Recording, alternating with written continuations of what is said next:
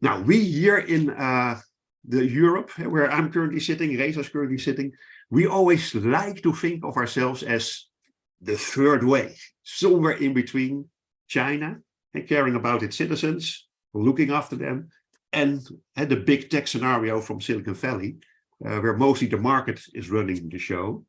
We care about privacy.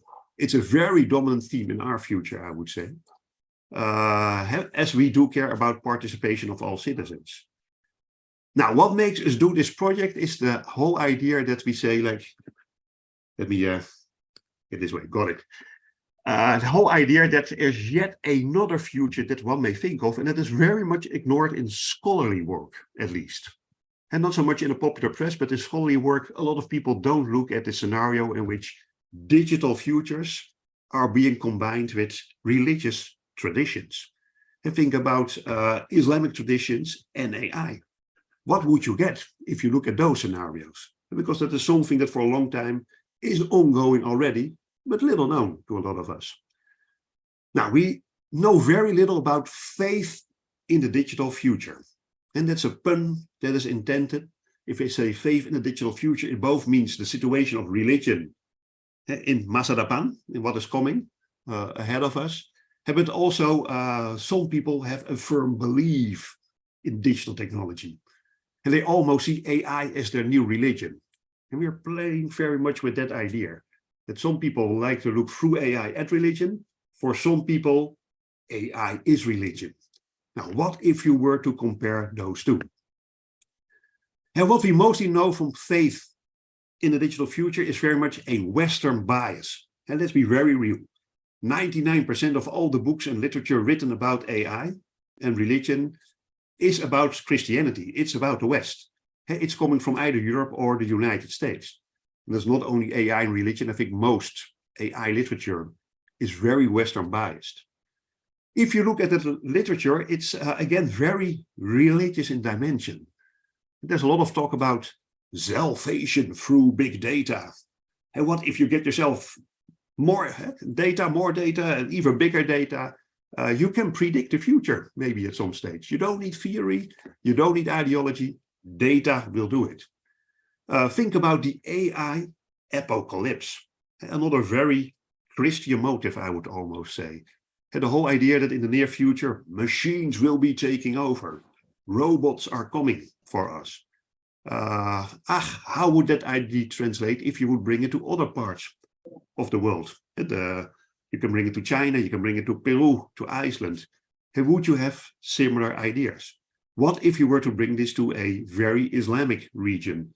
And that Muslim Southeast Asia, for example, is. What kind of ideas would you then be looking at?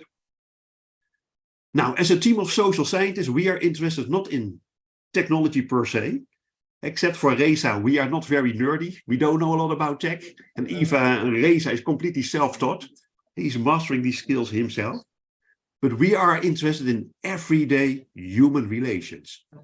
What happens to us once we turn to DALL-E, ChatGPT? And what are the kind of worries? What are the things we are hoping for? Also, the very diverse and somebody's still opening his mic, her mic. Notice.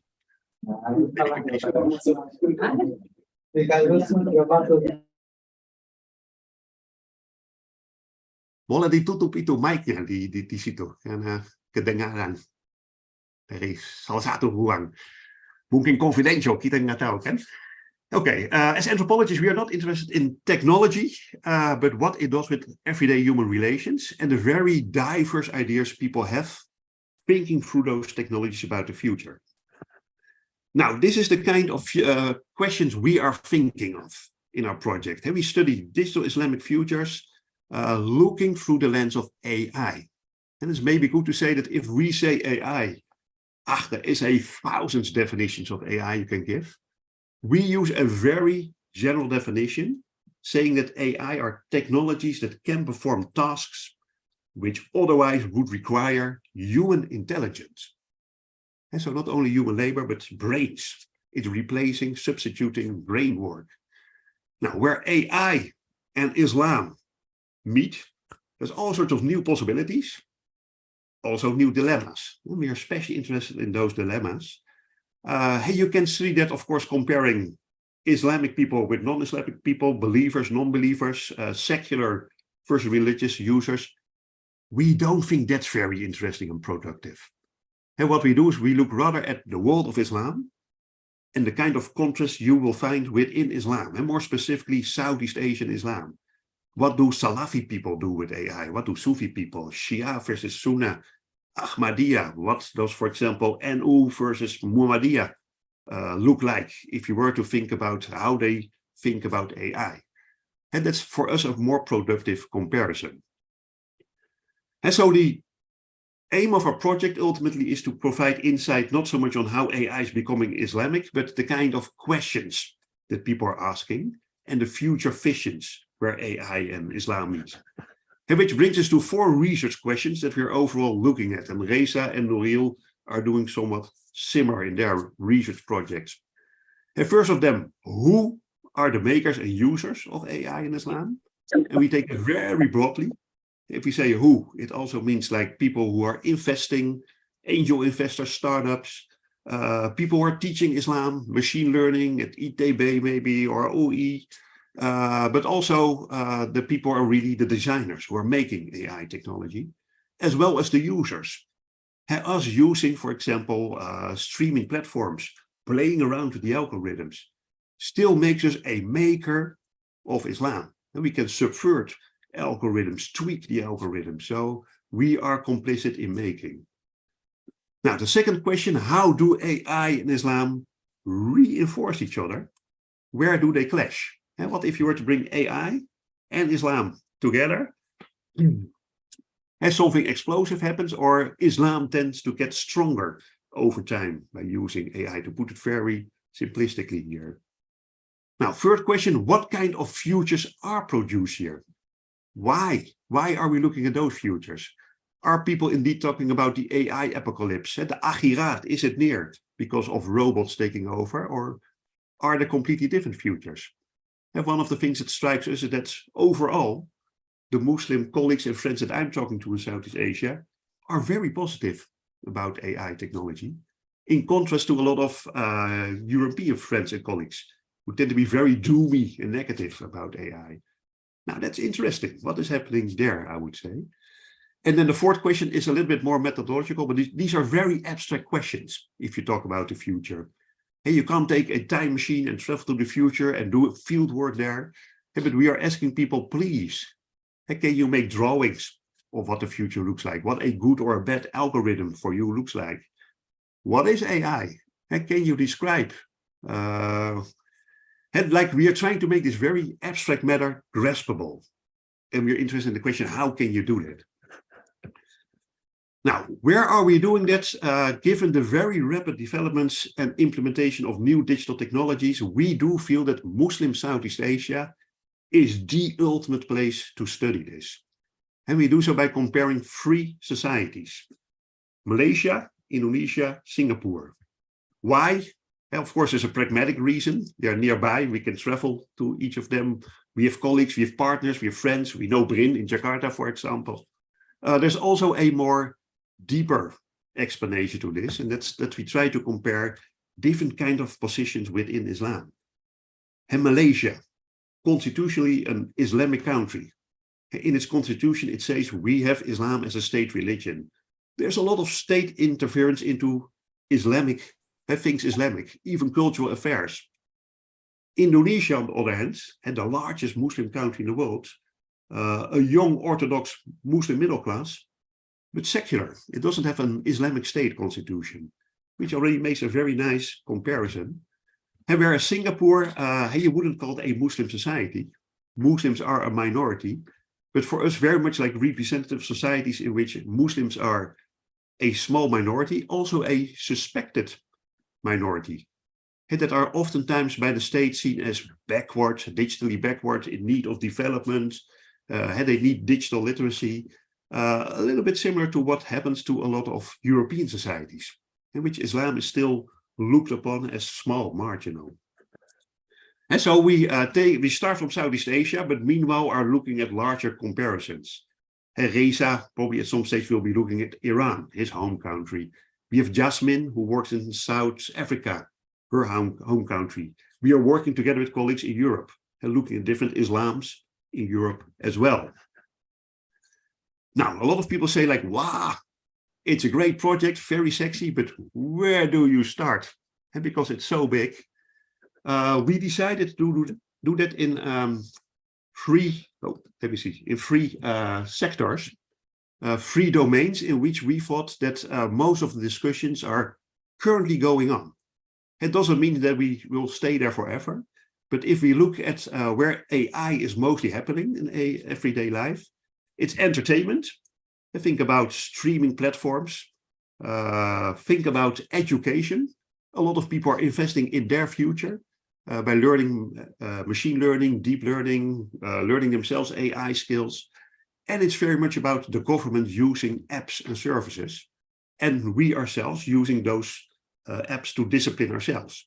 And so it's about entertainment, education, and governance / self-governance.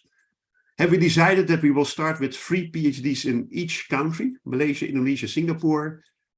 In Malaysia, we mostly look at streaming platforms, but also we have a PhD based in Kelantan, and not KL, where you would expect the future to unfold.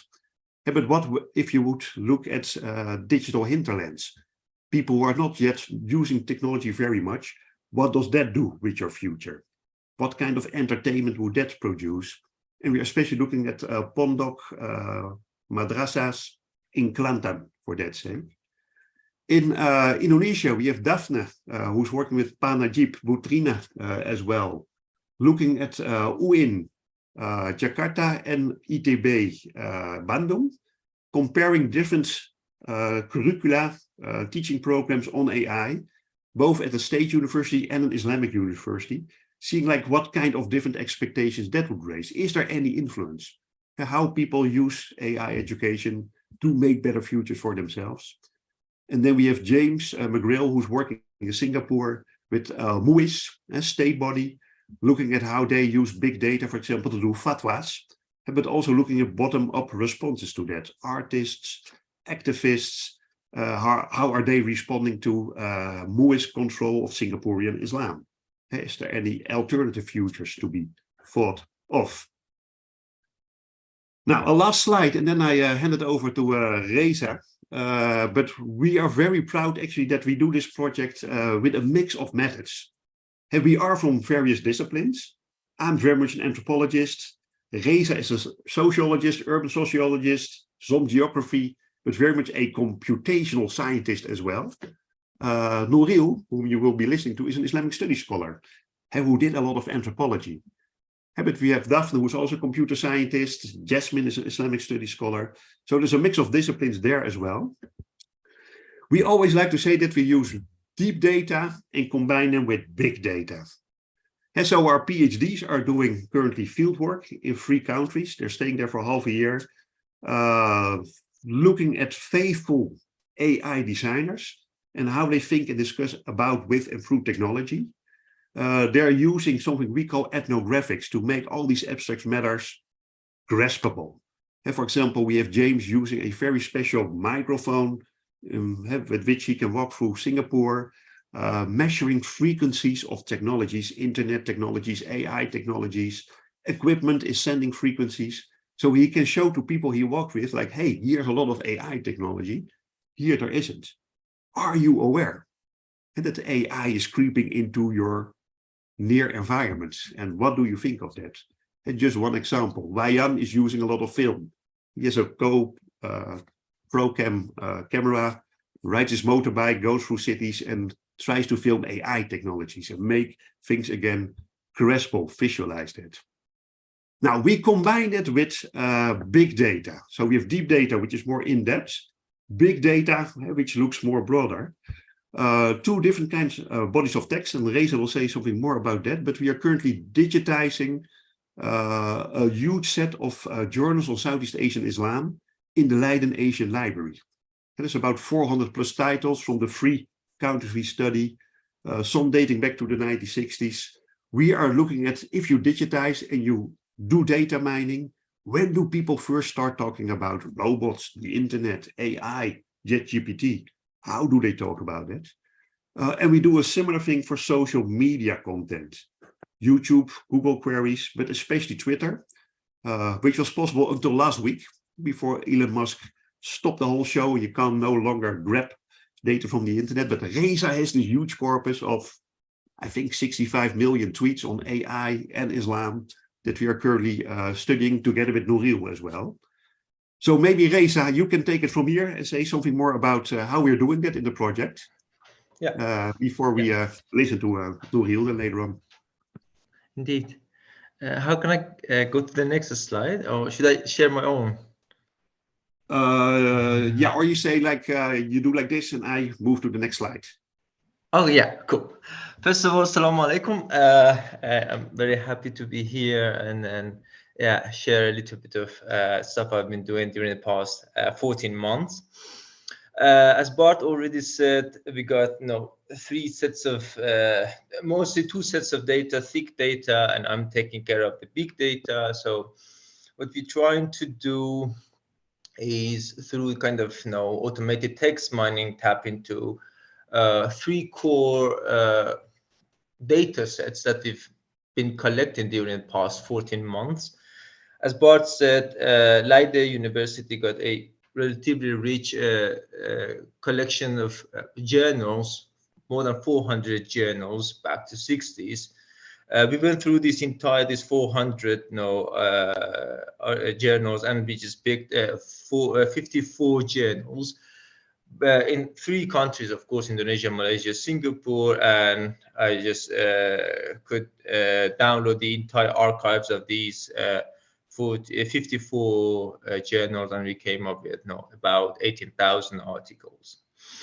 And of course, next corpus of our data is Twitter up until next week, which they start with academic API. They're gonna hopefully at some point reincorporate, but for now we have no idea. Anyhow, with help of Nouril, a little bit of me, and of course Bart, we came up with 313 distinct users in, again, three countries and two categories, AI and Islam, are active in on Twitter. And of course, we came up with a dictionary category, a list of terms related to AI, very distinct, not very general type ideas, but very distinct terms that highly related to AI. Next to that, now it's a little bit more, but at that time when I scraped data, it was 200, almost 300 Islamic terms, and all compiled, we have a little bit more than 65 million tweets from 2006 up until kind of June 2023.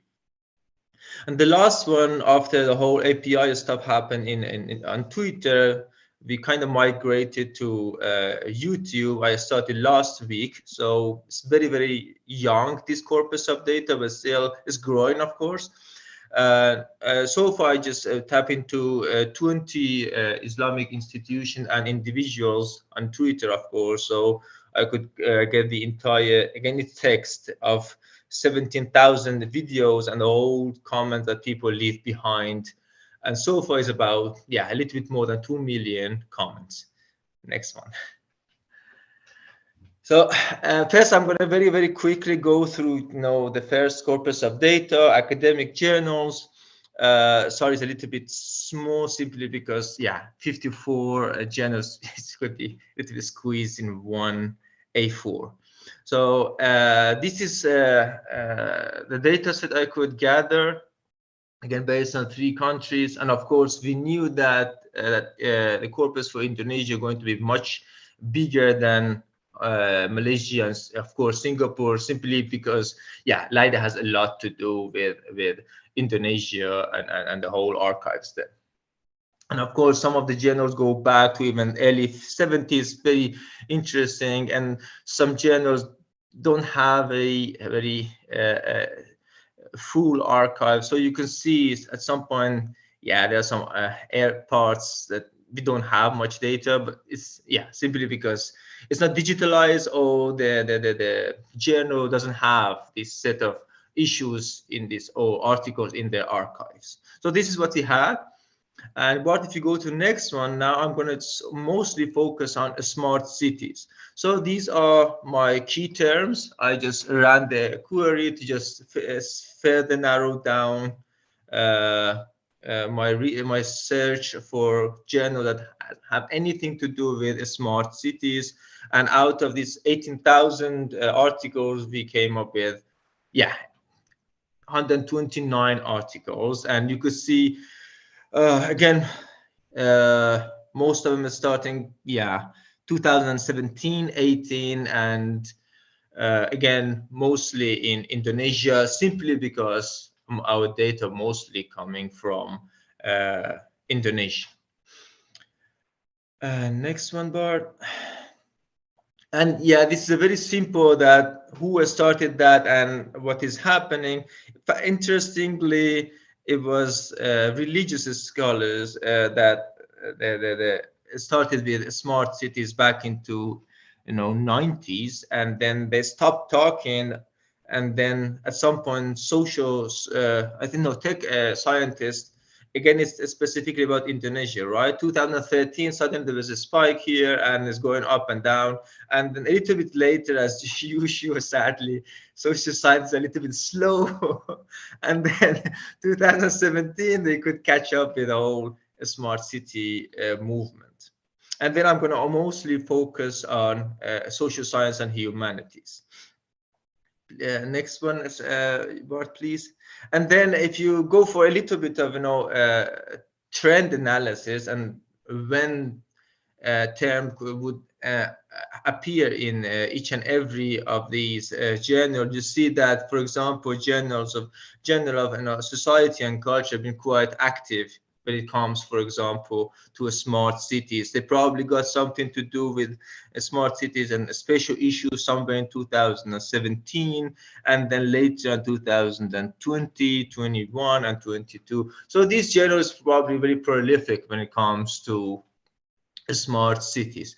And then we could just further link, Bart, next one, to see what they're actually talking about. And we can just further narrow down if you go, for example, paragraph by paragraph, and see where, for example, these smart city terms would appear, and then we run a little bit of topic modeling. We could see that, again, as we saw already, 2019 and 2020, quite prolific topic. And as also already Najib would say, that whole smart city, and again here, for example, the sky blue one topic you could see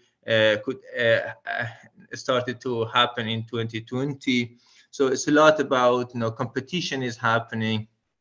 It's a lot about the whole smart city and programming and communication. So people have been talking about these ideas of a smart city within the Indonesian social, scientific, and humanities scholarship. So that's very specifically about the smart cities on social media. But again, we can further go down. Who are those people that are talking about? Who are those key thinkers behind each and every of these topics, and further narrow down? And then we have a map of whole thinkers of, hey, smart cities, social sciences. And these are the, for example, key people that set the agenda, for example, at least in Indonesia. And then we move to Twitter. Again, here that Nuril helped me a lot. So we further narrowed down our research. So out of these 313 distinct users, we narrowed down only here, for example, 29 or I think 30 users affiliated with NU. And again, we had about more than 500,000 tweets of these 30 users, but we narrowed down in tweets that has anything to do with AI. Again, we had just 600 very unique terms. If any of these terms would happen in their tweets, they would know, it would know count these tweets as AI related. So you can see, for example, NU Online and Aino Najib, for example, these two scholars, these two users are very active when it comes to AI on Twitter. Next one, please, Bart. And then, of course, if you go for, again, trend analysis, you could see, for example, the very first time someone talked about AI, again, it was already NU Online in 2010. And of course, Aino Najib, but also part of it. And again, you could see these two actors are very active when it comes to AI on Twitter. And then what I'm talking about, again, let's go for the next one. And then these are the most common terms they would use when they talk anything, when they tweet about AI on, of course, Twitter. So lots of technology, lots of digital, lots of robotic and competition and madrasa. Of course, we knew that. And I would like you to remember literacy here, because it's a theme that's going to happen later on. So which says a lot about how NU is quite sometimes organized different within and across different platforms. So here's Twitter, they talk about digital literacy. And if you go to the next slide and see the trends, what's happening, for example.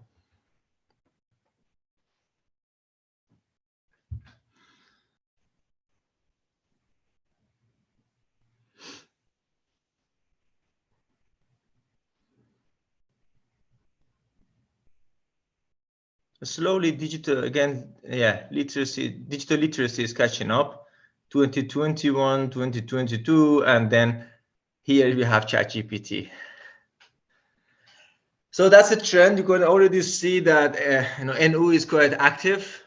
Again, back from 2017, 2019, and again 2021, 22 is quite active when it comes to AI. It seems that they have an agenda to set the path. Okay, we're going to focus on that, and then later on you're going to see in on Twitter and YouTube as well. Next one, please, Bart.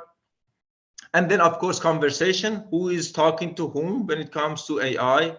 And of course, again, we have Hobbs here, Aino Najib. He's very active. He's got his own ideas. He's got his own group of people mentioning him, or he's mentioning other people. Nahdlatul Ulama, of course. And of course, Ulil and other. That's the thing we were talking a couple of days ago with Bart and Nuril, that apparently these actors are not directly talking to each other, or maybe they do, but when it comes to AI, they have their own set of ideas maybe, or they don't directly engage, or maybe they don't show it on YouTube, or they're somewhere else. So this is what we found, that again, there are three, a couple of hubs here, especially Aino Najib is very prolific to set the agenda for AI again on Twitter. Next one, please, Bart. And again, how these people think about AI, again, in terms of very simple polarity analysis of for sentiments. Majority, of course, is just neutral in terms of exchanging ideas, and then lead to sentiment they would attach to the tweets. But then you could see that again from 2017, November 17, they are very active. This area is just mostly just if before 2017 they're talking once in a while, and then from 2017 they're constantly talking about AI, and it seems that they are worried and they have a little bit of negativity here. They want to do something apparently with that, and then we can later on go into that. Okay, again, I'm not going to do that here, simply again it's out of the scope here, but again you can just further see who are those people most negative attribution to AI and what they are talking about, again whom they are sharing the ideas with, and so on and so forth. But I leave it here because I'm gonna now move to YouTube. And then here as a case study, again with help of Nuril, of course, we came up with those for now 20 organization and individuals who are active, very much active on Twitter. Here only focus on Nahdlatul Ulama's TV channels, quite prolific one. If you see the timeline of when they just posted on the videos, they started, up from 2016, quite decent, 6-7 years of very active posting the videos and their agenda online. And then they have a little something to do with AI, again, mostly from early 2022. Again, they felt, hey, we need to incorporate a little bit of AI in our agenda, and they started to post something. And then next one, for example, is a little bit of playfulness of me. I was playing around. When they actually post their stuff, it seems that they're most active on Mondays and at 10 a.m. and they don't have anything on Thursdays. So don't wait for them to post anything on Thursday. They don't do anything. And if you go for next slide, Bart, then we can just see the outreach of their channel videos. Again, if you put the video count to like, and of course there's a positive correlation, the higher the video count, the higher possibilities of like count. And we have a couple of outliers. For example, the up right, you could see the video they posted a couple of months ago that was a record breaking, more than 50 million people, 5 million people viewed that, and about 70,000 likes. Is quite impressive. But then generally speaking, it seems that, the outreach is usually between 1 million views and a little bit less than 10,000 likes. So relatively decent. And then if you move to AI, next, and then you can see that they post, of course, once in a while. Again, from early 2022, they're posting something about AI, and then the outreach is not very much, let's say. And it got a couple of them, of course. When it comes to digital literacy, again, you can see it here already. They talk about digital literacy, and the view count is not that bad, 20,000. But usually, again, this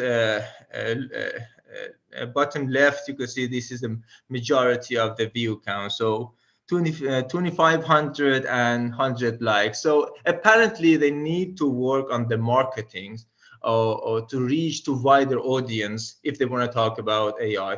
Or maybe this channel got their own audience and it's something else. Unless they want to just focus on AI, they have to just do a little bit of more on marketing to engage more public into their ideas. And the next one, Bart. And then if you just here, I only focus on not comments, only on the text that the admin attached to the video, so description of the video. And again, you see digital information, for example, scholars here, and again, digital literacy. So you could see something happen in Twitter and already, or maybe in parallel, or one first and the other one follows. But it seems that, again, NU as an agenda about digital literacy campaign. And Bart, if you go for the next one and the last one for me, you could see, they've been talking a lot about technological advancement from 2018, and then suddenly late 2021, 2020, they have a lot about, they have a campaign apparently about digital literacy. At some point, they talked only in 2022 something about leadership and organization to do something about, about maybe AI within the organization maybe, and then they didn't talk, they didn't post anything about it. So that also is said, again, repeating myself, that digital literacy is quite a theme when it comes to NU and cross platform, both YouTube and Twitter. They're talking about this topic.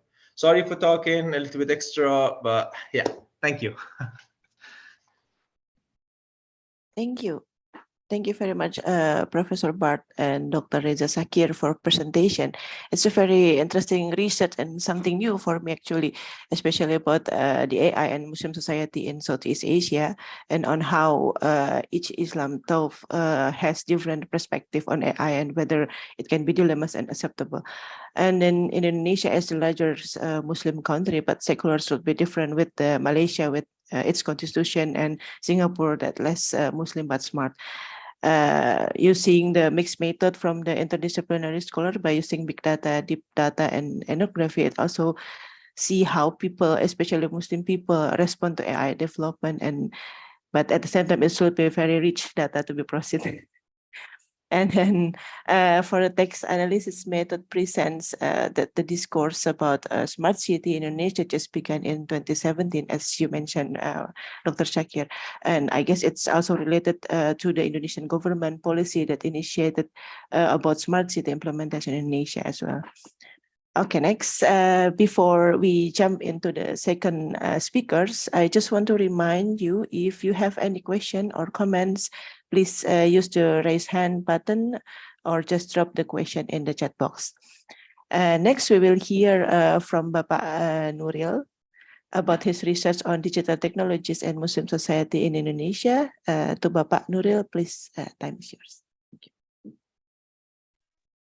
Okay, thank you, Mbak Kue, for organizing this event and also for moderating it. Okay, can I share my presentation, my slide? Sorry. Okay, now it's accessible in your screen. Okay. Okay, so this is the topics of the research that now I'm together with Reza, Pak Bart, and also actually Arya Danusari also is not here though. Now working as part of the project funded by Rumah program in BRIN or social and humanities organization research. So Bart and Reza has explained the importance of looking at how AI and religions emerge in a coexistent milieu in Southeast Asia as well as in Indonesia, and Reza has presented the numbers or the data, the earlier data that we so far have look at YouTube and Twitter and also a journal. So based on that, we decided to look at more specific cases on the debates on AI among NU-affiliated Muslims in Indonesia. And we start from a Twitter case. So here this maybe will be sort of a case or an example for those involved, those who are interested in BRIN-LDE Academy next 2 months or in the upcoming months, as an example, how we can address the issue of AI in society. And I will give an example in the context of religious communities, especially the NU people. Why the NU people? It's because yeah, it has, of course, there are many reasons for it. Can be personal, it can be academic, but here I think it is important to look at the NU groups because they are part of the significant communities, significant religious communities in Indonesia whose thoughts, behaviors are impacting into the kind of the society, the everyday lives in Indonesia go. And it has always been, the society has always been stereotyped as like behind compared to, for example, the modernist groups. And perhaps it's not just about stereotype as well. It, as for example, Zulfikar Amir has also conducted research on the enthusiasms among the modernist groups on using technology as part of their political agendas through during the new Suharto or New Order era. Is also kind of like giving this emphasis or importance on how because NU, I mean, the emergence of NU has always related to the emergence of Muhammadiyah or the modernist groups, or the and this kind of communities, the two communities have so far defined the kind of Islam in Indonesia, along with the other Muslim groups that also have emerged in later pages of the Indonesian history. And now, with the situation, with the change of political situation in Indonesia from for example, the New Orders era, and now in post reforms, where NU now have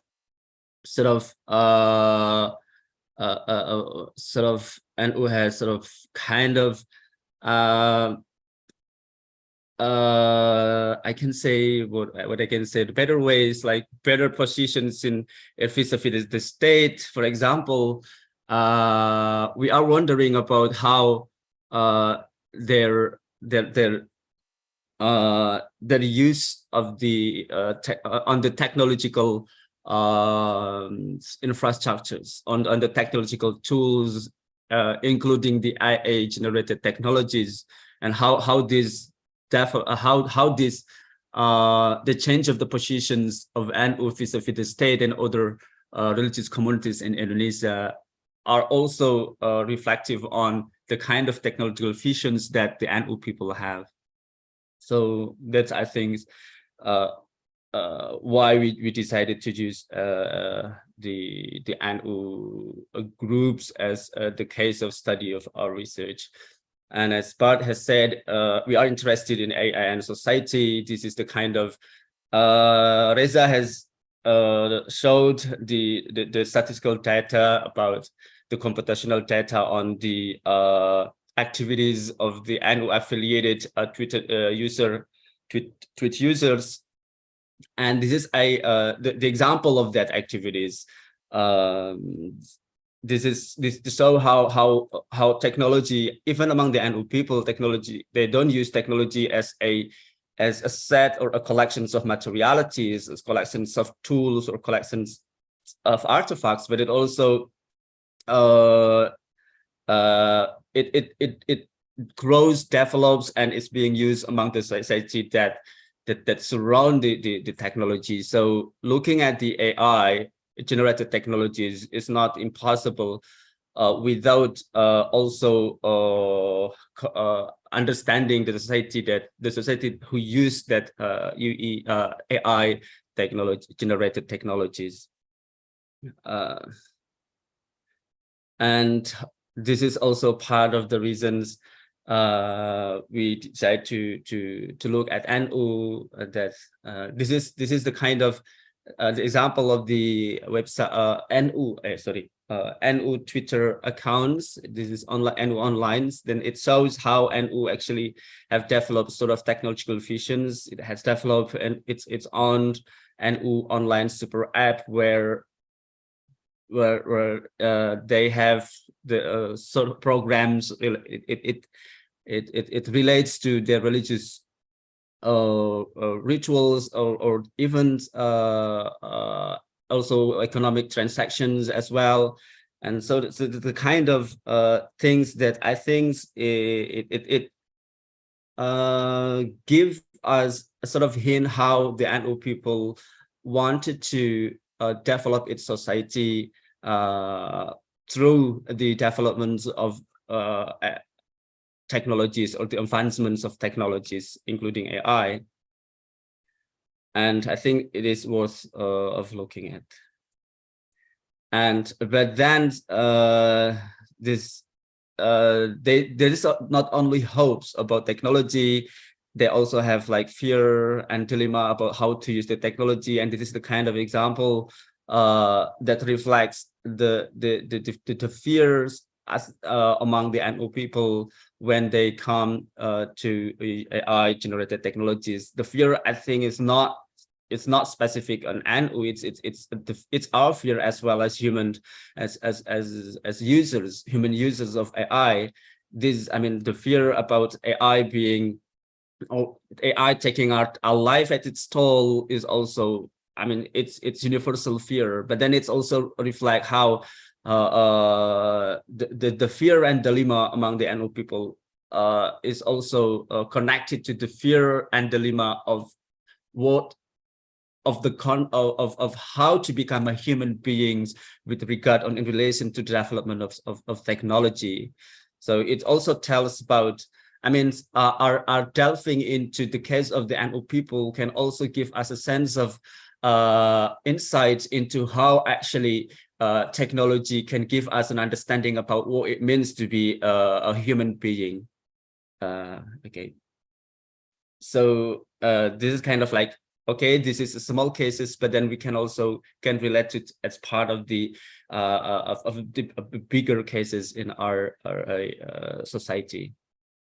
And based on these explanations, this is the kind of questions or the kinds of aims that we are going to answer in our article. So we want to know about the main actors or that sort of central to the kind of discourse or the kinds of discourse related to AI generated technologies among the NU people, who set up the agenda and who are central to produce the knowledge about AI among the NU people, and who, but also who are in the oppositions of these things going on. It's like, this is because, I mean,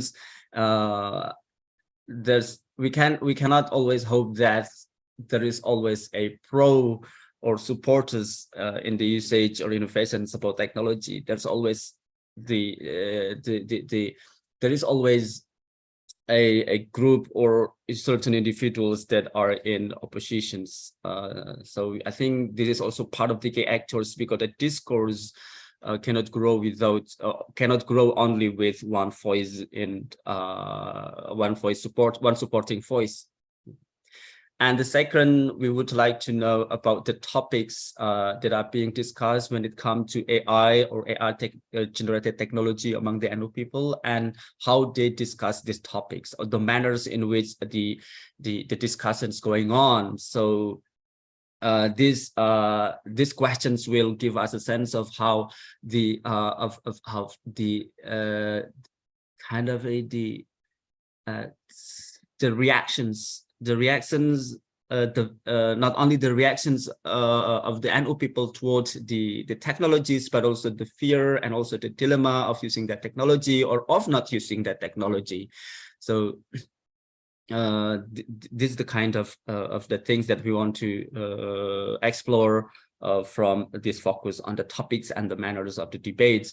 And from both previous questions of looking at the key actors and the topics and manners of the debates, we wanted to generate an understanding, or generate a way about how to understand in particular the way Indonesian Muslims deal with the coexistence of AI and religions, because this is an inevitable reality. AI and religions, despite or whatever the reactions coming from the religious people, AI and religion in the end, they will converge, or they have converged at all. I mean, they have merged.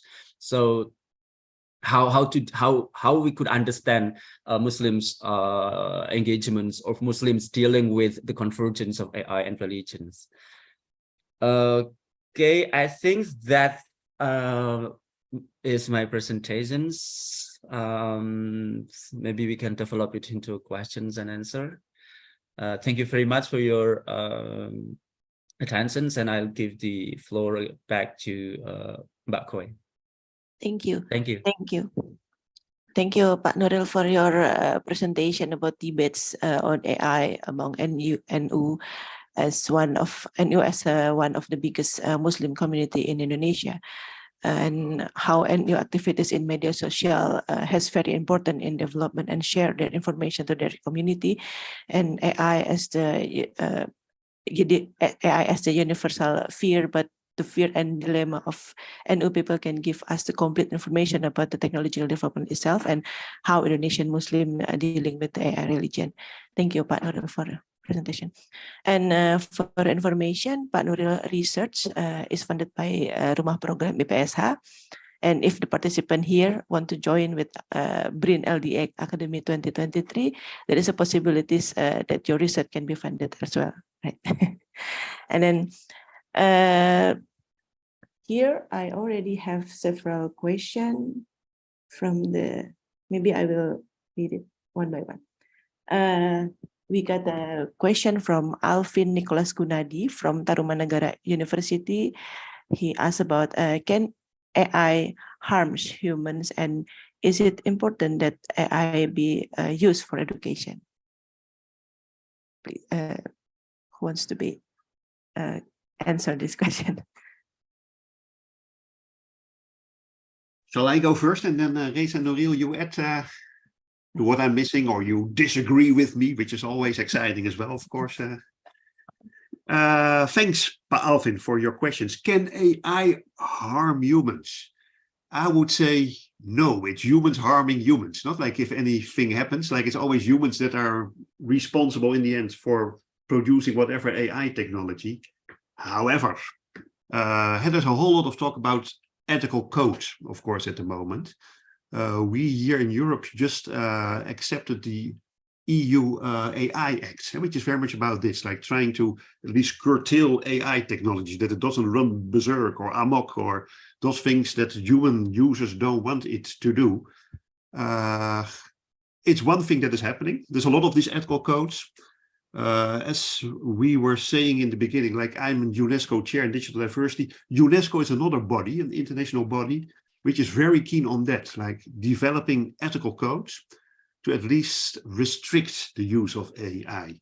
And not just because we have a technology that can do whatever, we also should be doing it. And there always should be questions like, what if, for example, this is a totally autonomous AI? Should we have it itself decide what it's going to do? And what about AI weapons, drone technology? Nuril is already showing a picture on that. And those are big questions, of course. So yes, there are more scary and more gloomy sides to AI. In the end, it's us humans that should be held responsible, of course. I think one of the most important things that we are looking at is in Southeast Asia, there is not a lot of talk about ethical code so far. And that's an interesting thing in itself. Why is that the case? And we know from our Muslim colleagues in the Middle East, for example, we had a guest in January. We had a workshop on AI in the Islamic world. Najib was also there. We also had Junaid Ghadir from Kuwait, who's currently working on an Islamic declaration of AI principles. What is it? The Lahore Declaration, I think it was called, Reza. Now, these are interesting things. These are all meant to look indeed after that very fact, should AI be curtailed somewhere? So I think, yeah, it's still humans responsible. AI for education, of course, it's a completely different question. And one of the things that very much interests us, and the three of us, Reza, Nuril, and me, are currently writing a small article that we will be posting on our website, our project website, on the use of ChatGPT in Islamic education. And one of the things that we recently noticed when traveling Southeast Asia, that there's a lot of talk about using ChatGPT, for example, in Sharia law departments. Great technology. And like, you don't have to go through all the books, but you can like consult now ChatGPT to see where certain fatwa or hadith are referring to. At the same time, we already stumble upon challenges as well. And some of our colleagues in Kuala Lumpur, for example, pointed out that ChatGPT is very good if it comes to Arab and like getting Arab sources from the internet. It doesn't perform very well if it comes to classical Arab, though. There's a lot of complications there simply because it hasn't been fed with those data. And ChatGPT, of course, is mostly roaming the internet, taking English language websites as its information. Now, if you were to use this in Islamic education, please be careful with it, because you may want to have it feed with other data first. What we do notice that there's a lot of controversy and a lot of panic, I would say, at Dutch universities if it comes to the use of ChatGPT in higher education. And that people say like, this is too bad. Like now we can't ask our students to do exams anymore. They will be using ChatGPT. We can't ask them to write a thesis. They will use ChatGPT. And I don't notice a lot of those panic and moral panics in Southeast Asia overall. Then surely there will be, but overall people tend to be more positive if it comes to embracing these new AI technologies. However, for us, it's a very interesting question. It's one of the domains besides entertainment and governance that we are focusing on, because we expect a lot to happen there if it comes to AI, Islam, and education. I did a lecture a couple of weeks ago at UI Tiga, and one of the persons in the audience asked, for example, the very interesting question, what do you think ChatGPT will do with memorization? And now people in Pesantren very much focus on studying Kitab Kuning or memorizing the Quran. Do you still need to do that if you have generative AI, which can do it for you? And if you leave it to AI, are we all becoming bodo, stupid people, not so smart people anymore because we leave it to AI? And so there's a lot of interesting questions there. And it's a very big topic, I would say, and a perfect topic for our October Academy, if you would like to address it. But maybe Nouriel and Reza have to add something to that as well. I was thinking of, I mean, if you think of harm, it comes with agency. And as you said, Bart, is about, again, ethics, right? If you give agency and autonomy to AI, then it comes with, yeah, harm and agency, right? But if there is no agency, again, it's how you conceptualize here autonomy and agency here. If you have an entity as AI detached from human, that we made it, then yeah, you could say, okay, yeah, AI can harm us, but again, it of course can benefit us and also cause some negativity. But again, if you define agency, no, it does whatever it's been trained on and it's been told to. So again, the arm goes back, as Bart says, to us, so to human, that we are responsible for anything comfort that AI would cause. Again, in terms of education, I remember I was also working on, again, ChatGPT and Twitter. I was interested that there was a little bit of conversation. Remember, boss, a couple of hashtags that they were using, where the ChatGPT would just write the scripts and again, a little bit of cheating and what's the role of, and again, education. But it's very, very in earlier stages. We didn't find the stretch of this conversation simply because the whole spike happened in, December, January, and it wasn't a very mature conversation yet. But again, as Bart says, the panic here is much wider and stronger than, as what I found on social media, especially Twitter, is, and when it comes to Indonesia, people don't still associate heavily ChatGPT. It's one of examples of generative AI to education.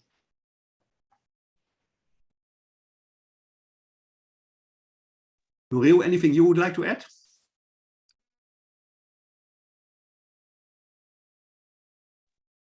So thanks, Pa Alvin, for the great questions. Okay. Next question. This is from chat box from Amrullah Ali Mubin. My name is Amrullah Ali Mubin from UIN Tulungagung. Sorry if my question is off topic. I want to ask, how is the challenge of the world of journalism with AI? And secondly, can the authority of the Kiai can be replaced by AI? Again, two seemingly simple questions, but with big implications. And they're both about authority, I guess. The question on journalism is an interesting one. I noticed that there's a lot of people looking into AI in journalism at the moment. And which is not strange, because it's one of the domains where AI very much has been piloted, experimented with. And we already know that for 1 or 2 decades, a lot of the larger press associations are using AI and chatbots to write small, simple articles, not like sports journalism.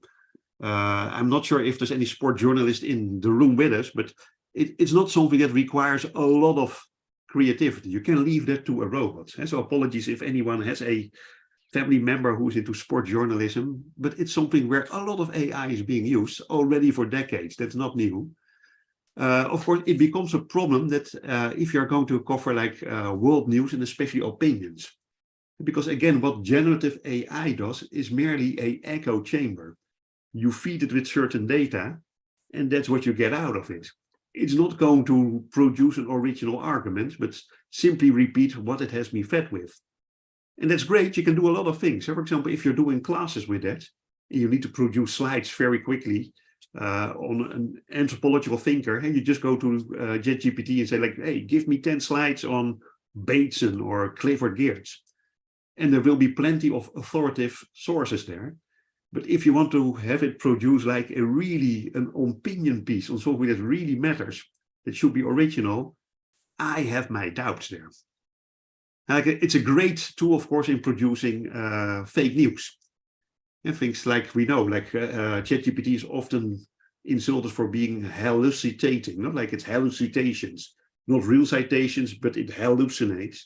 Again, it's not the computer to blame. It's not AI to blame, but it's humans not checking their sources. Can it replace a KI? That's an interesting question, and one of the questions that, of course, we are looking at in the project. Again, that's nothing new. Not like we have been for almost 20 years already been looking at social media. And like the huge rise of hijabers on Instagram, for example, is already a new kind of authoritative voice in Islam that emerges with new technologies. In that sense, AI is nothing new. It just has become more sophisticated. And we have already been talking to imams who are saying like, hey, the khutbah for Friday, why not? Like if it can leave me a lot of time for leisure and ChatGPT writes it in 1 minute, why not leave it to the computer? And they get away with it. Like sometimes it sounds very trustworthy. It seems to work. Can you really come with your personal emotional problems to a computer? I wouldn't advise so. But again, we are just looking at the beginning of everything. And we know there's already therapy bots, for example, being used in psychological practices here in Europe, at least. Not? If you have your problems, you don't need to talk to a doctor, but you can talk to the computer, and people feel at rest. So maybe that may happen in the future. And maybe it's good to point out that it's not to us as a project to say this is good or bad. And we are anthropologists. We are very much interested in what other people think is good and bad. It seems like a little bit of a cowardice practice, but we are very much interested in what happens with believers, their kind of worries, their kind of panics. Noril, anything you would like to add here? Can PAKI be replaced? Yes, thank you, Mas Amrullah. Well, I think this is the kind of questions that we invite you to write or to explore and submit it into the LDA journal, the LDA Academy, LDA BRIN Academy, because this is actually how we are here to understand how the AI generative technology give influence to society, to journalism, community, and also the religious or the key authority. But I think it's related to the notions of authority. I mean, so there is actually a simulations in this state on a church community conducting sermons through with AI generated technology, and I think this I mean when I think this give us a sense. I think this also perhaps something that will happen in or among the Muslim community. This can happen. AI generated khatib for Jum'ah sermons, for example. I think we cannot we should consider it as part of our futures as well. But then this also relate to, I mean, if we ask about whether the authority of KI will be challenged by AI, of course, yes. But then how we also interested in how the human subjects react to these challenges, because I mean this is not, it looks new, but I think it's not something new.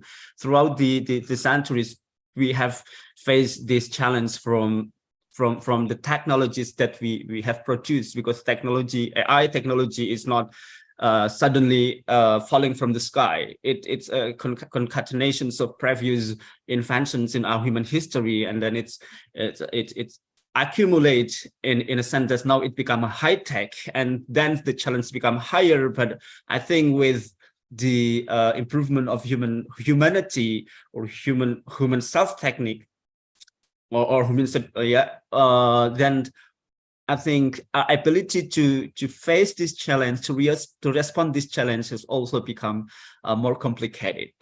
And authority is a human constructions. It is a social construction. We create our authority to some extent, and with or without the AI technology, if we don't establish, we don't sort of nurture our authority, then the authority in ourselves will fade away, will gone. So with or without the AI, our authority has always been, humans or KI's authority has always been in the process of making. So now it's become more complicated when AI generated technology comes into the process of the making of the authority among the religious people. So the challenge become bigger, and I believe that the KIs or the religious figures will always find a way how to deal with it, and that's why we have to explore it. And I invite Mas Amrullah to perhaps write on it, and write a 300 words about the challenge of AI generated technology to the authority of KIs. Then give it or submit it to us, and then who knows, perhaps it will be one of the articles that come into the academy. Amen. Okay. Okay. Thank Maybe you. Reza. Thank you. Yeah, I mean, I think that's a moment ethics come very handy, because if the fear of replacing something with the AI and replacing clerics and ulama and Kiai, so again it comes back with it, and I'm seeing it very technological. If the training comes with something that no supervision mediating these training models, so what comes out of it, and you accept what comes out of AI blindly and say, yeah, it speaks to me, then the fear of something gonna happen and AI gonna replace or threaten some authorities, yeah, might come to the fore. But again, there is something, the code of ethics that makes it ethical, makes it responsible, let's say. And then there is some group or something that actually looks at the data and the outcome of it, and then no, it's not entirely true what it say, because it comes from, as one of these comments here says, it has some spirituality, it has some soul in there that data doesn't have, I dare to say, yet. So then ethics and training model and evaluation of that comes very urgent, I would say. And that's why at the moment Bart is bravely saying that a lot is happening in Europe, especially in eco-ethics, and EU AI Act, but again, we don't have thing, the very least in Southeast Asia. Something happened in Middle East a couple of years ago, an Islamic code of conduct when it comes to AI. UNESCO is doing something, but again, if something, that's the moment maybe the whole Muslim world should see it and again think about AI and the ethics behind it.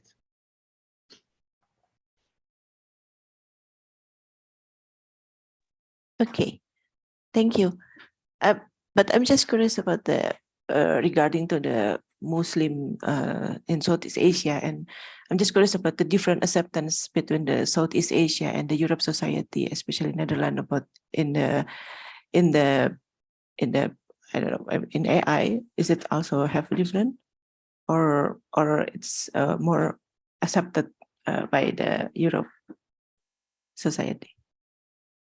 That's a big question and probably too early to answer, I think. What we do generally notice now, not like we are 1.5 years into the project, and what I found out is that I think overall here in the Netherlands, let's focus on that. That's the society we know best. There's more of a moral panic about emergent technologies like AI, I think. I'm not sure if that's only because that we have been watching very bad Hollywood films with robots taking over. Hey, you're watching the same bad Hollywood movies, I guess, in Indonesia.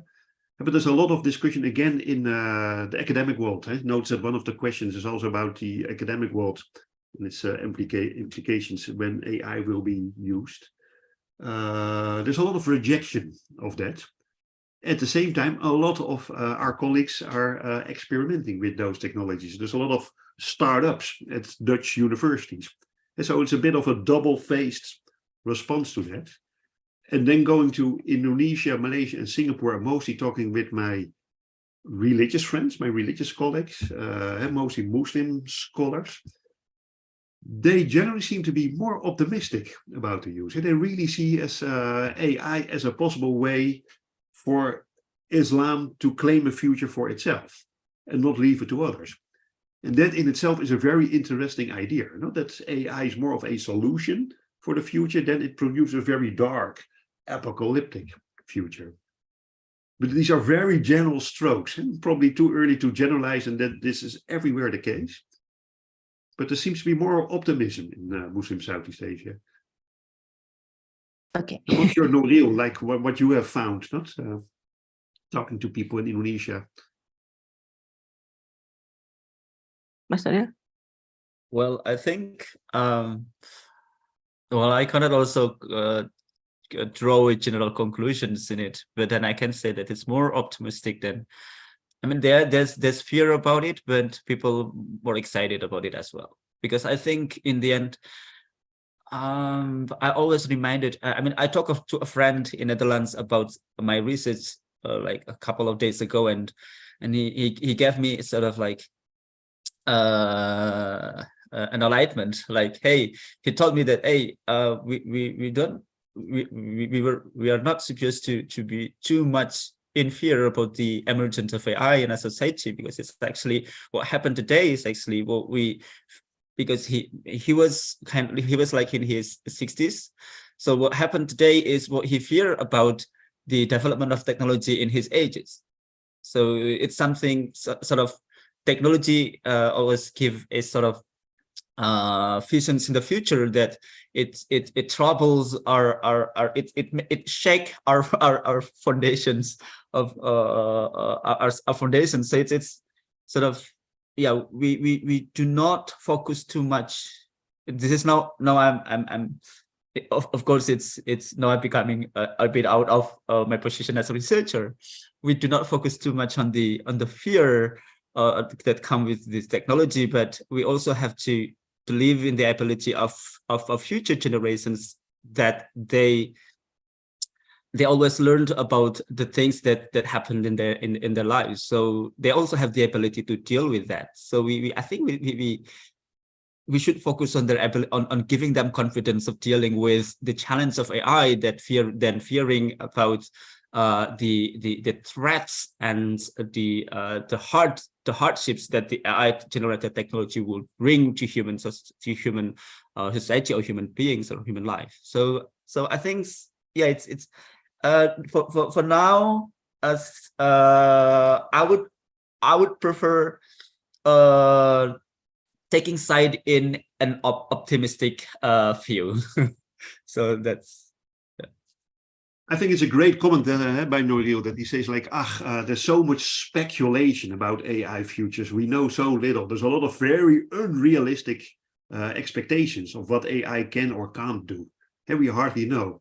And so one of the things that we're actually hoping for is also like kind of demystify AI and show what it really is by visualizing it, showing how people talk about it, have computer scientists working with us and trying to think about, are there ways, for example, for AI literacy programs?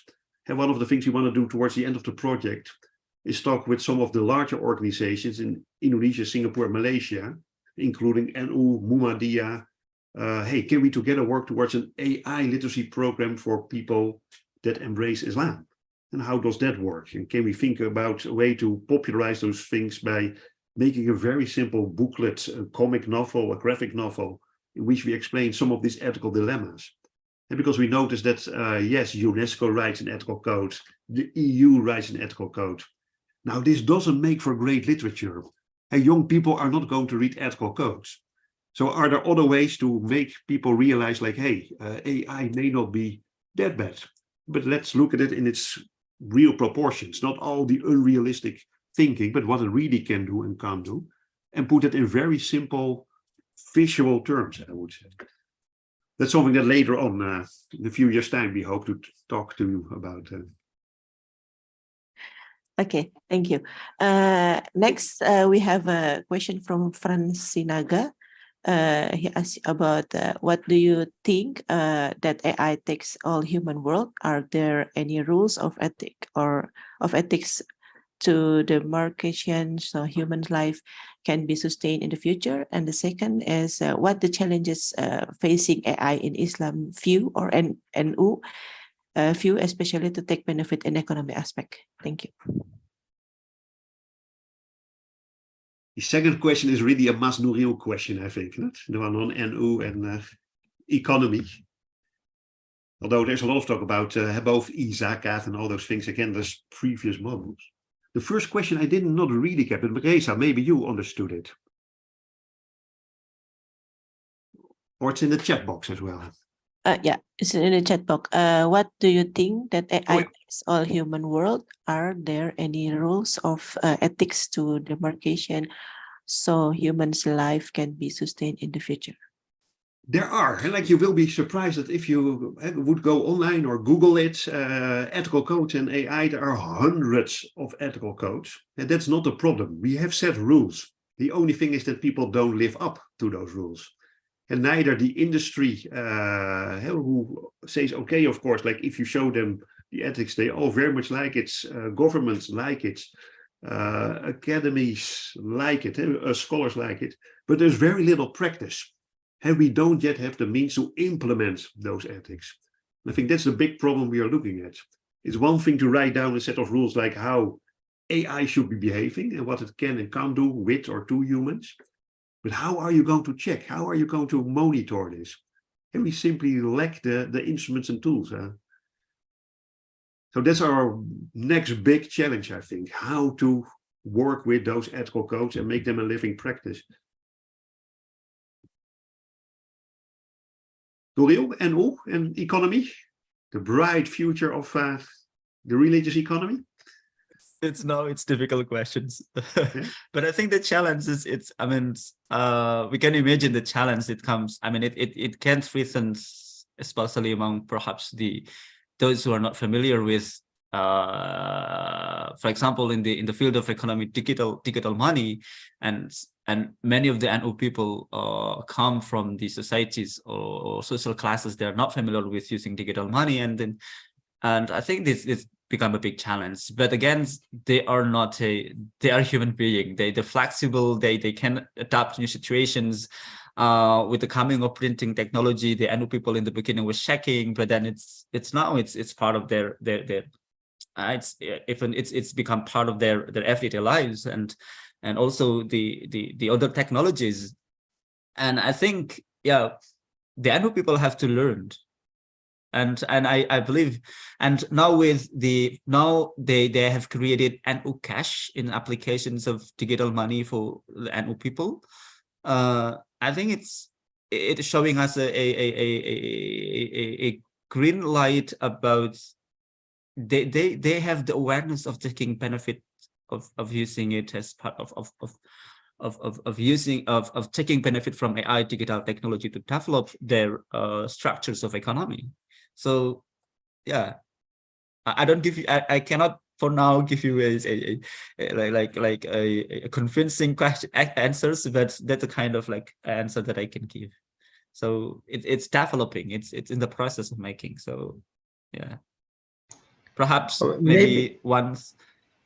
Okay. Yeah, maybe I can add something, because I mean, I was going through the comments on YouTube again and UTV, and I was very not very in depth, but actually I came across the very same question, Nuril, and that people asking, okay, what should I do in this situation, and want to do some economic activities happening, and it's going to be a little bit of digitally mediated, and was kind of a conversation is happening on YouTube, and YouTube channels, and which means public is asking, and then but the reply is still, at least I didn't find. So demand is there, supply isn't. And again, it's very interesting to notice the concepts within the world of Islam. Not like when Sharia banking first went to experiment with cryptocurrencies. Hey, your neighbors in Malaysia were very enthusiastically embracing that kind of new technologies, bitcoins and the like. Whereas, for example, a country like Kuwait immediately put a fatwa on using bitcoins for halal banking. So here we have two Muslim societies. One is very enthusiastically about it. The other ones are like, nope, we can't do. Why is that the case? We don't know yet.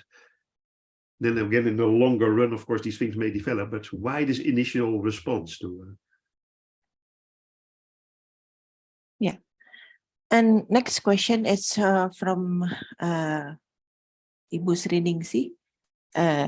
My name is Sriningsi, and my research focus is linguistic. It's also related with our other subthemes. Yeah, Pak. And then what do you think about humans' language contact and heritage language vitality in the future society, when more human prefer to chatting with AI than their friends or family? It's your opinion. Yeah, that's a very interesting question, Boelingsveen. Like, and you can here just speculate, of course, that will our language become more richer because there is more data, more sources being used by the computer than our average neighbor or family member. So like the robot or the computer will drop in all sorts of words that formerly you wouldn't use in discussion. Could be. And will we feel emotionally different during such conversations? In first instance, maybe, but I know already a lot of people talking to chatbots and they consider it almost human-like. So I don't think it makes a lot of difference. I think the vitality question is very interesting. And I always, in my classes, like to use the example of Google Translate and the Google Books project. Initially, we always thought of the internet as English language taking over. That English language will be the sole language of the future, that everyone will be talking English on the internet. And it turns out that's not the case. And there's a lot of people talking in Chinese, of course, that's a matter of skill, or Hindi. But there's also a lot of languages that formerly we wouldn't think of as being brought to the internet and are still very much alive on the internet. And take Google Books. Google at one stage decided to scan all the books in the world, like break them apart, put them in a copy machine, scan them, a little bit like what Reza is doing for the Islamic journals, turning them into big data. And yes, of course, what they started with was mostly the corpus of English language books that the United Nations were using, political documents, English, French, very dominant languages. But in turn, also other documents were scanned in the aftermath. Also of languages which only had like one or two speakers. in the world that were still using that particular language. And funnily enough, because these things were put online, you saw communities surrounding these threatened languages, these endangered languages, and people start learning to speak them again. And because they were now on the internet, and they were even in Google Translate sometimes. So it's very difficult to predict. In the beginning, you think like, oh, it's just going to be one dominant language that covers it all, a uniformization of a language. In the long run, it simply may become richer as well. We don't know. It is what anthropologists love, like it's not this or that, it's both happening at the same time, and very messy, very complicated. Reza, anything? What I can add, I mean, again, very technical, that the use of language and cybersecurity, because again, lots of tweets, when I was going through tweets and replies on the AI related YouTubes, but if you use the language of, again, I make it ratio, if you make the language of white people, our cybersecurity is a little bit in danger. We have our own languages. We need to build our own system in terms of cybersecurity with our own languages. Therefore, the chance of hacking or leaking data is much less. Remember, Nuri, we had this stuff we came across with those old Japanese language that it should be used in our data, in our everyday cybersecurity. Therefore, we have less reliance on the West, and therefore higher chance of strengthening the security of our data sets, for example. Yeah, that's a very interesting one. And one other thing, and that's not really answering your question, Boonings, here, but like one of the things that we are looking at is like how the very language of AI is changing over time. And we noticed, for example, from the tweets that in the 2010s, people were still very much talking about kecerdasan buatan, for example. In the long run, everything is replaced by artificial intelligence. The same for dunia maya. Everything becomes cyber in the long run. And so if it comes to AI, English is a very dominant language. And still, there's local terms creeping in, funnily enough, especially for niches, not like cybersecurity. And you may expect for religion that there will be more local terminologies as well. And you don't talk with those terms with your family, of course, but something is happening with language there as well.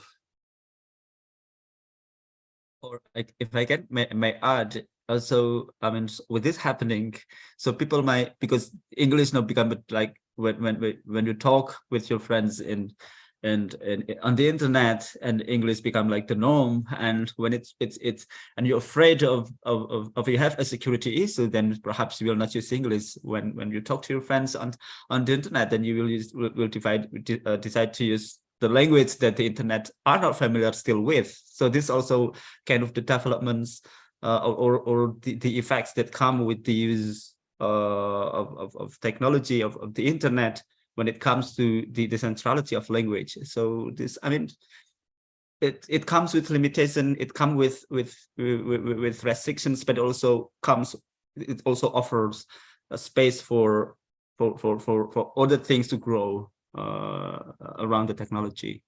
So I think it's interesting. Yeah, there's a lot of good questions here. Of AI generated technology on the importance of language as a heritage, as part of identity, or as a Japanese, as a Malay people, as a community, a member of a community of the Muslim world, for example, of a citizen of the world. So it's become more interesting as the field is richer and more complex. Yeah. Thank you. Yeah, actually, we still have time to 3 p.m., about 10 minutes. Maybe one or two questions from participants is enough. And then the next is from Tia Pangestu. Hi, my name is Tia. In my view, AI is now really game-changing in the academic world. You can just ask AI to create your paper on journal through ChatGPT, Charlie AI, and many more. As an academic researcher, how do you respond to this condition? It's also related with the several questions from the participants who also have the focus on education. And then they also ask about if the AI technology will decrease the innovation, since everything now is ChatGPT and it makes people become lazy and then so on. And maybe that is an opinion from the speakers. Thank you. Now, let me first start with a very personal opinion, then I would say. Like, it's very difficult to generalize this, like, oh, academics shoot, or all Dutch academics, or all Indonesian academics. But we recognize this problem. There's a fierce debate. Just at our own very department of anthropology, there's pro and con. And there's colleagues who say, like, we should put a fatwa on ChatGPT. They don't use the word fatwa, but they want to ban it immediately. They say it shouldn't be used. But they were saying a similar thing for Wikipedia 20 years ago, no? That it shouldn't be used in academic treatises. And look at it today. And that's like a time thing as well. These things change over time. I don't think simply because we have new technology and we don't know yet how to handle it, we should be very much rejecting it. I think we should be becoming better students, learning it. And we as teachers have a responsibility there. If we notice that our students are using ChatGPT in ways we don't like, we have to learn to use it better and teach them how they can use it. And like, we shouldn't be lazy as teachers as well. It's very easy, normal and spastic reaction to immediately blame the student. Hey, it's also up to us. And to see what are the benefits of ChatGPT and how to use it differently. And to point out that, yes, if you're using ChatGPT to write your thesis, it only uses data that are 2-year-old, and that are only available in certain languages with certain biases. So they have to do better. But I don't think there should be any argument against using AI in education. And like, it's a very rich and challenging tool. Why not use it? And I already wrote to Tia, like, it would be very nice to look at the recommendations of UNESCO again. And they did a very small booklet, very handy. And Reza, you know that booklet as well, on ChatGPT in higher education. And which again tries to demystify a lot of the fears we have for ChatGPT are not realistic. But again, like, let's delve a little bit as teachers into how it works and doesn't work. It also shows again, like, how we need certain regulation procedures. Yes, you can use ChatGPT, but do it in this way or that way. And we also have to become more creative. Like, you can't just ask like students to write a 1,000-word essay in 3 days and submit it. Of course, they will turn to ChatGPT. We would do as well. But come up with more creative assignments, I would say. And that's my personal opinion on it. We as teachers should be doing better. Reza, you have a strong opinion on this? I'm using it. Everyone knows I'm using it for my code. If I want to write something, again, I think one of the colleagues you were talking, I need the first push. And I think, again, generative AI is my first push. Okay, I want to write down something about these, and these are my very ideas, and give me 300, and that's the first push. And then I can start from there, and they're going to completely revise everything. But the first push, at least for me, is in terms of scientifically writing. So that's something else. I use it, and it helps a lot for me. But again, in terms of teaching, again, happens relatively to my teaching. If you give a student no time and they want to, again, what's the purpose of education? If you want to memorize something and get back to you, so yeah, of course they're going to do that. But if they want to learn something and be critical, then again, it's back to me. I'm a bad teacher if they go use ChatGPT to give me the minimum assignment. Okay, 500 words about something, and here you go. It's a research question, and of course you get passed, but I failed as a teacher. Again, the whole nature of education should be different. How I teach, how I engage with my student, the whole nature of assignment would change, and the whole it shouldn't for me. And I think there was actually a good guideline a couple of months ago. Vrije Universiteit in Amsterdam actually came up with this, how to change your classes kind of AI proof. So if you sort of go, instead of result oriented, go to process oriented. So if you want to teach something, don't go for the end product, but again, how you get from beginning of the course to the end, and evaluate this, learning process rather than, okay, this is the end result, a paper, 2,000 words, and this is a structure, and that's it. Nouril, any strong thoughts? You want to add something? I don't think I have any stronger thoughts. I think, but I mean, my thought is similar. I mean, it's some things that eventually will happen in our society, and it's it doesn't, for me, it doesn't bring us anything further than it eventually come back to the ethic, and it tests the ethics of our humanity. Like, so it's, I mean, these developments will encourage us to further develop what kind of ethics that we as humanity want to develop in our society. So I think I'm happy to this development. So it make us more, it encourages us to exercise more about how as a human being we should live in this world. So yeah, I think I don't worry about the development. I worry about our humanity. So if we focus on the technological the threat that the technology gives to us, then I think we lost sight on the importance of how we should develop our humanity as our human side. So yeah, I don't know. That's my response. Okay. Thank you. Next we will go to the last question from Pak Iqbal Maulana.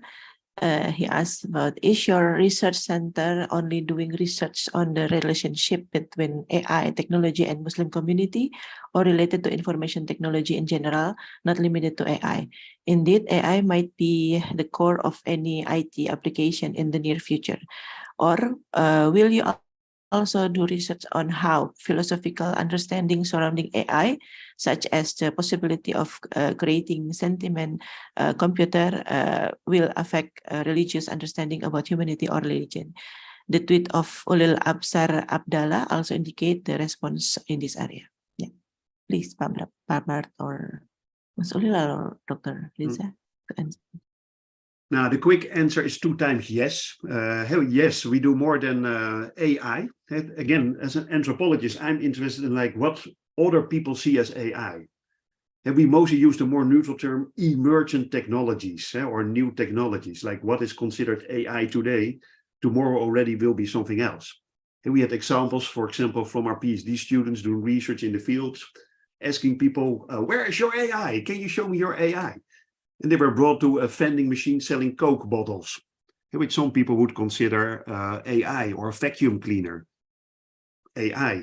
Netflix, is that AI? Yeah, there's all AI technologies. We leave it open to the people that we are interviewing. What do they think is AI? And it is very quickly changing. And again, I think Rees already said that there's a before and after ChatGPT. And the great thing of ChatGPT happening while we were doing the project is that everyone is suddenly aware about this very concept that is called AI. In 5 years' time, it will be something completely different. People probably don't know even ChatGPT anymore, but AI has been given hand and feet and it's walking in our streets. So we are open to that. The second question had a more philosophical question. Yes. And we are mostly interested in that. Like, what does that technology do with what we think we as humans are? And we always thought of humans as the measure of all things. We are the sole most important creation by God. How does that change? If we make our own creations that may be as smart or even smarter than we are, and where does that leave humans in God's creation? And it's a very interesting question, of course. So guys, team, anything to add?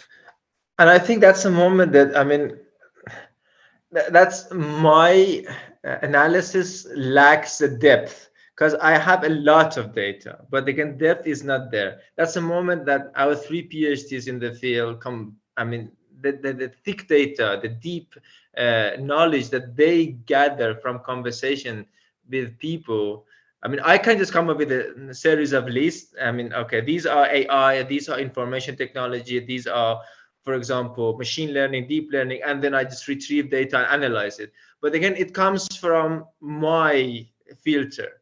But again, that's the moment when you talk with people. Okay, as Bart said, how do you define AI? What is AI in your everyday life? And the next, okay, if you go for talk to a computer scientist, a social scientist, a philosopher, and for example, a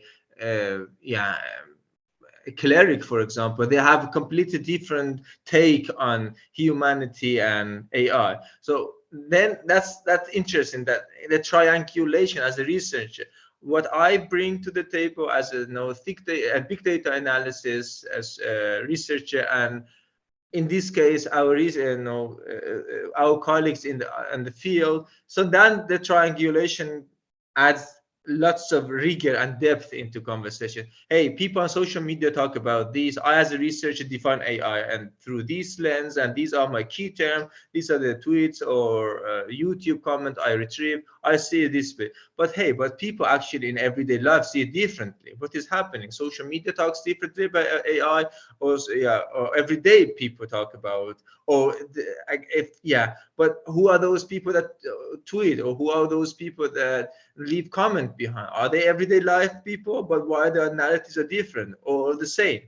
Then we have a lot of conversations to bridge this gap if there is a difference of narratives on social media and everyday life, for example. Asnuril, do you have any comments? The answer is clear. Yeah, I mean, yeah, so I don't give any comments. Yeah. Okay, then, due to the limited time, unfortunately, I should end up our today discussion. I will summarize our today discussion that AI is very challenges for us, but the human subject reaction is also challenges, since AI technology is an accumulated and its improvement from human. This challenge become complicated and bigger, and AI is not harming human. However, the ethical code is very important for inside. Okay, then if you still have remaining question or just want to have further discussion with Professor Bart or Dr. Reza or Pak Nuril, we cordially invite you to join on our workshop on second BRIN-LDE Academy 2023 in Serpong on 23 to 27 October 2023. But you are required to submit the abstract no later than 28 July 2023. For further information, you can browse through our website on ocs.brin.go.id. Through this workshop, you will have great opportunity to publish your articles, expand your network, and looking for PhD opportunity and meet the potential supervisor. And just to remind that on next week, we also have webinar on 12 July 2023 about human environment relation in the city. Just please check it out, our information through our website and social media. Once again, thank you for your participation on behalf of BRIN-LDE 2023 team and our presenters. Thank you for joining us today and have a great rest of your day. Bye-bye. Thank you, Pak Bart, Pak Shakir. Thank you, Pak. Mas That was Nuril. great. Thank you, everyone. Thank you. Bye. Thanks, Dave. Thank you, everyone.